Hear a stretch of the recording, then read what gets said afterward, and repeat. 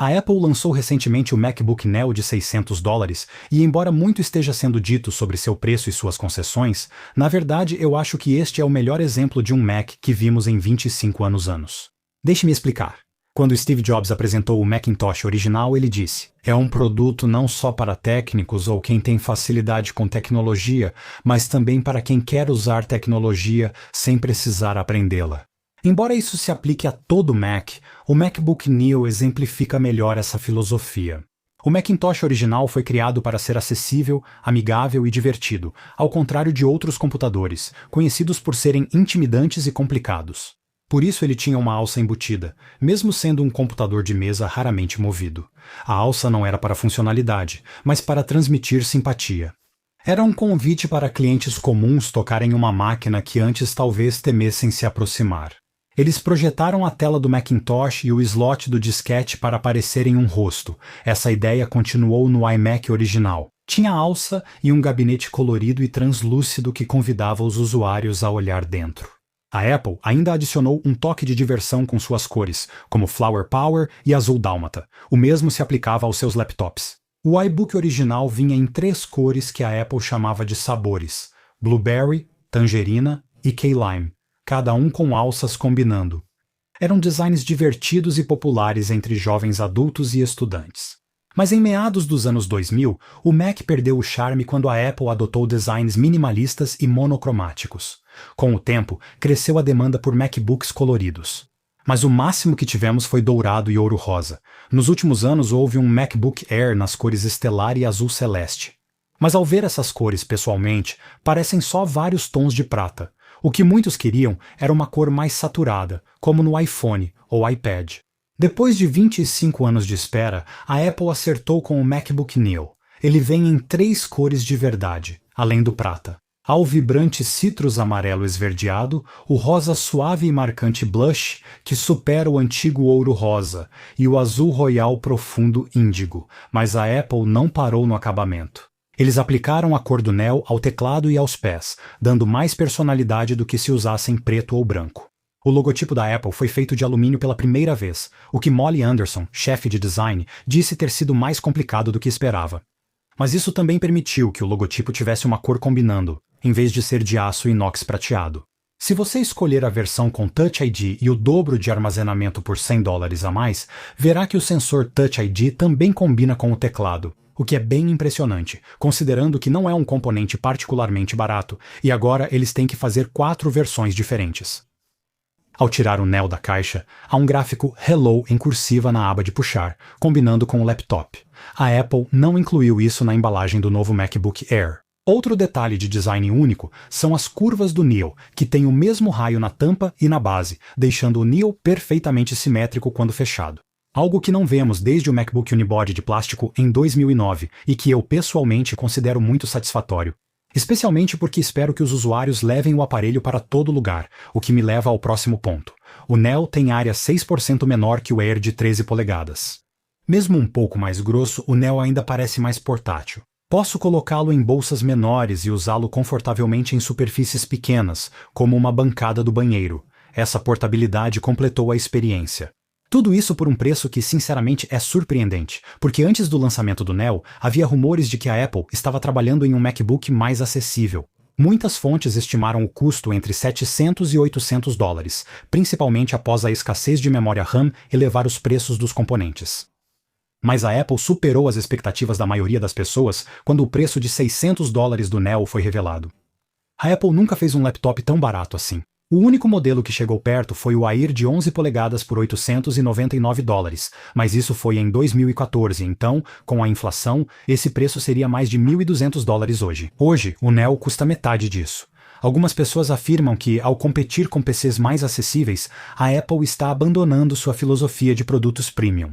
Como afirmou Steve Jobs em 2007 quando disse: "Nós não competimos na categoria de PCs de baixo custo porque não vendemos porcaria." E eles estão citando uma lista de concessões que a Apple fez com o Neo como evidência. Mas é importante lembrar que Jobs também disse que os produtos são conjuntos de prioridades. Certos aspectos de um produto podem ser destacados, outros não. Por exemplo, o MacBook Air original tinha tela de 13,3 polegadas, algo que Jobs considerava importante em um laptop. 2 anos depois, ele lançou um modelo de 11 polegadas. Ao priorizar menos o tamanho da tela, tornaram o Air mais leve, portátil e acessível, adotando a mesma estratégia no iPad mini. Ele tinha tela menor, resolução inferior, metade da RAM e chip menos potente. Mesmo assim, muitos gostaram do iPad mais leve e compacto.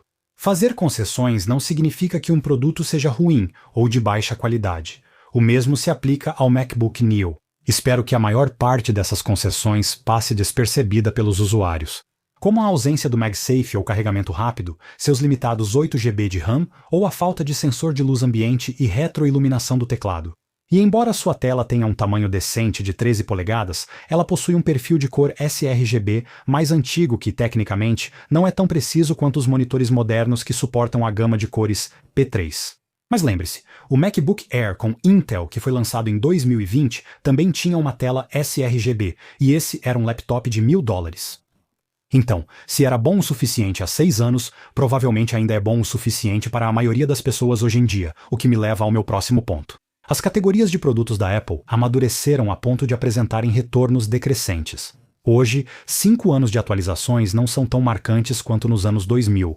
Naquela época, passamos do iBook em 2005 para o MacBook Air em 2010. Ambos começaram custando $1.000. Mesmo assim, o Air era 74% menor, 53% mais leve, 192% mais rápido e 50% mais brilhante, com 33% mais pixels. Isso foi um enorme avanço em 5 anos. Compare isso com os últimos 5 anos com o MacBook Air M1, em 2020. E o MacBook Air M5 hoje, ele ficou apenas 23% menor, 3,5% mais leve, 120% mais rápido e 25% mais brilhante com 4% mais pixels. Não houve tanto progresso como antes, mas isso é bom para clientes que buscam bom custo-benefício. Porque mesmo que a tela do MacBook Air M1 tenha 5 anos, ela não é dramaticamente diferente dos modelos mais novos. O que muda mesmo é o custo. Em 2018, estimava-se que a tela Retina sRGB do Air custava $80 para a Apple. Hoje, usando essa tela no Neo, provavelmente custou apenas $24 para eles, uma economia de 70%. Essa parece ser a estratégia da Apple com o MacBook Neo, usar componentes antigos, agora bem mais baratos, mas que para o usuário comum não fazem tanta diferença. A Apple vendeu um MacBook pelo preço de um Mac Mini. Fica ainda mais surpreendente ao considerar o desconto educacional da Apple. Porque mesmo que o preço do Neo seja 64% menor que o do MacBook Pro, ambos os modelos recebem o mesmo desconto de $100. Isso significa que você teria 5,9% de desconto ao comprar o MacBook Pro, mais 18,2% de desconto ao comprar o Neo, e a gente precisa falar sobre as implicações disso. Por $500, o Neo compete diretamente com um dos Chromebooks mais populares, o Lenovo IdeaPad Flex 5i, que custa $600, mas pode ser encontrado por preços menores. Ele oferece os mesmos 8 GB de RAM que o Neo, mas metade do armazenamento com 128 GB. Uma tela de resolução mais baixa com 40% menos brilho chegando a 300 nits, até 10 horas de duração de bateria em vez de 16. Um processador Intel com desempenho single-core 50% mais lento e desempenho multicore 25% mais lento. Segundo um avaliador, o ventilador de resfriamento permanece ligado o tempo todo, até em navegação leve na internet. E por fim, um design com 2 centímetros de espessura, pesa mais de 1,5 kg e tem base de plástico, apoio para as mãos de plástico e trackpad de plástico. Compare isso com o Neo, que nunca faz barulho já que não tem ventoinha, tem 1,2 cm de espessura, pesa 1,2 kg e é feito de alumínio e vidro, inclusive o trackpad. Para ser justo, o IdeaPad tem recursos ausentes no MacBook Neo, como tela sensível ao toque compatível com caneta para anotações e desenhos, além de slot para cartão SD. Mas no geral, acho que está bem claro que o Neo sai na frente.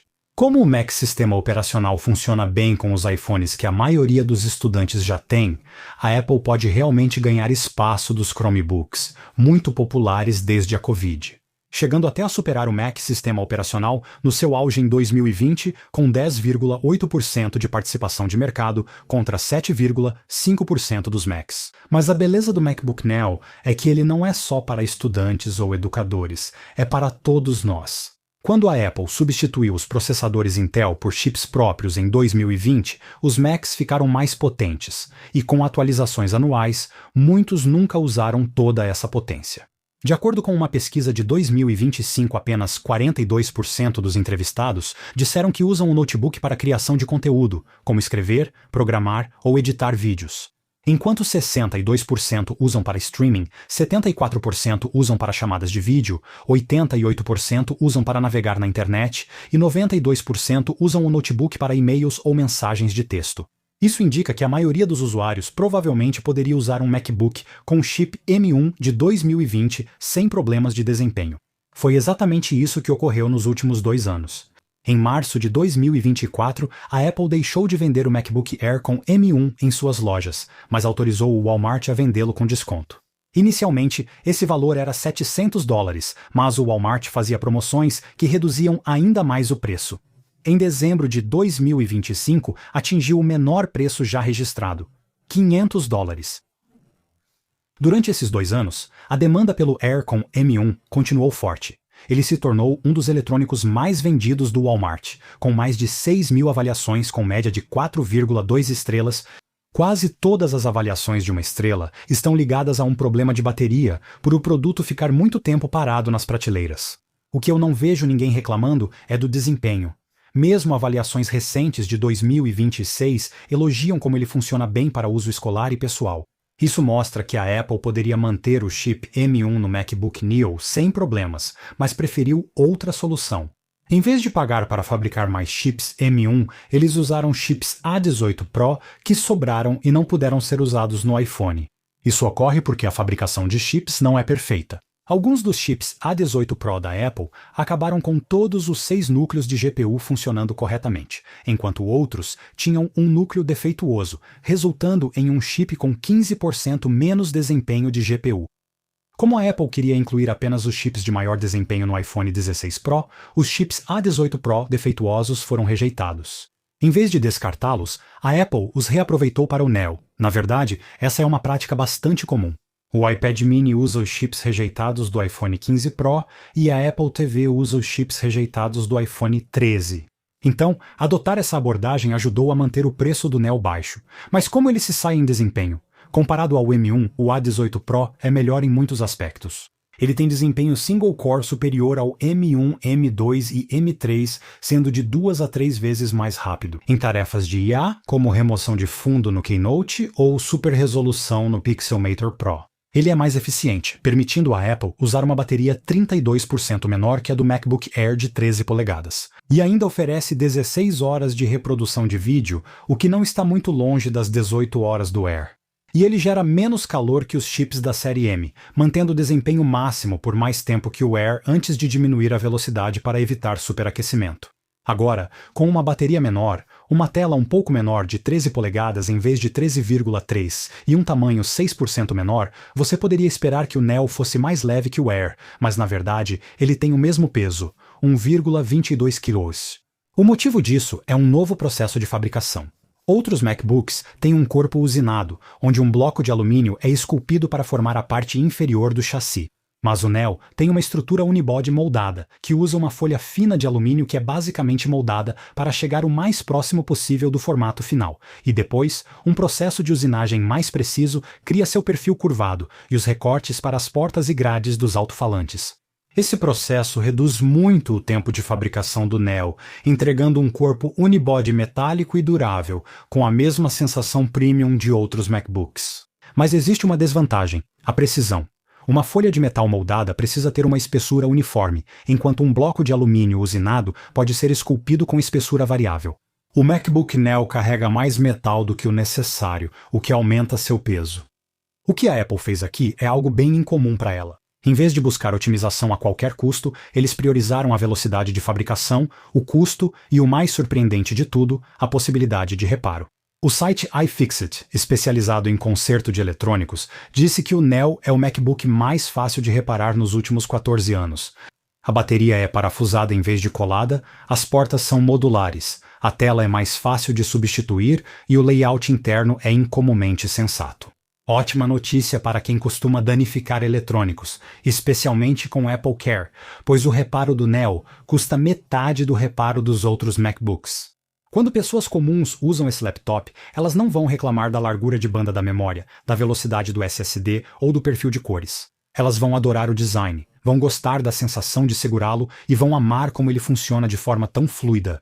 Esse é o laptop para o resto de nós. Provavelmente será o primeiro MacBook de muita gente, e eu acho que é a introdução perfeita. Eu sou o Greg, do Apple Explained. Obrigado por assistir até o final, e eu te vejo no próximo vídeo.